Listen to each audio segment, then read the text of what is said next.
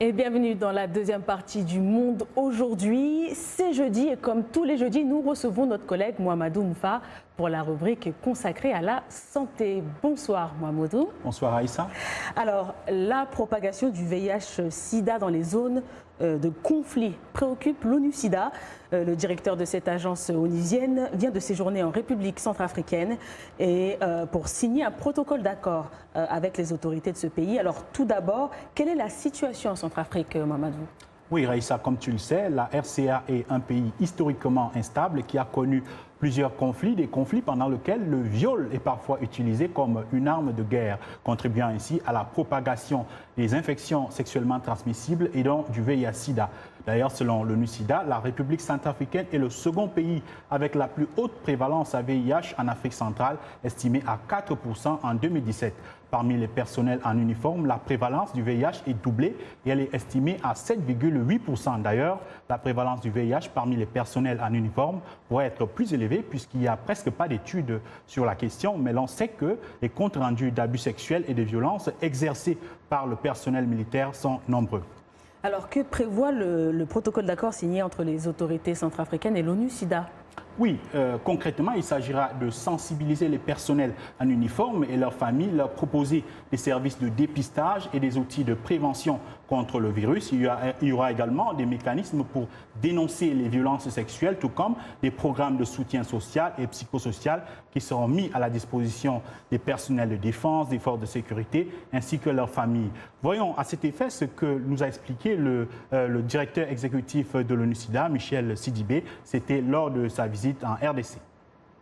Il est notre devoir de bâtir sur cette résilience de la population centrafricaine, de ces femmes et de ces jeunes filles, malheureusement souvent victimes de violences. Et aujourd'hui, signer ce protocole, le premier protocole, je dis bien le premier protocole en Afrique, dans ce sens, pour mettre fin aux violences basées sur le genre, protocole qui s'inscrit dans la dynamique de la résolution du Conseil de sécurité 1983 qui voudrait réellement faire le lien entre le VIH et les violences contre les femmes et les adolescentes. Et aujourd'hui, être en Centrafrique et signer cela pour permettre à vos forces de sécurité et de défense de contribuer à la prévention, d'aider à éteindre ces violences-là est pour moi un moment unique et je voudrais vous remercier. Et cela n'est possible que grâce à votre leadership. Et donc, je précise qu'on va vous retrouver la semaine prochaine et surtout qu'on va vous retrouver dans votre santé, votre avenir.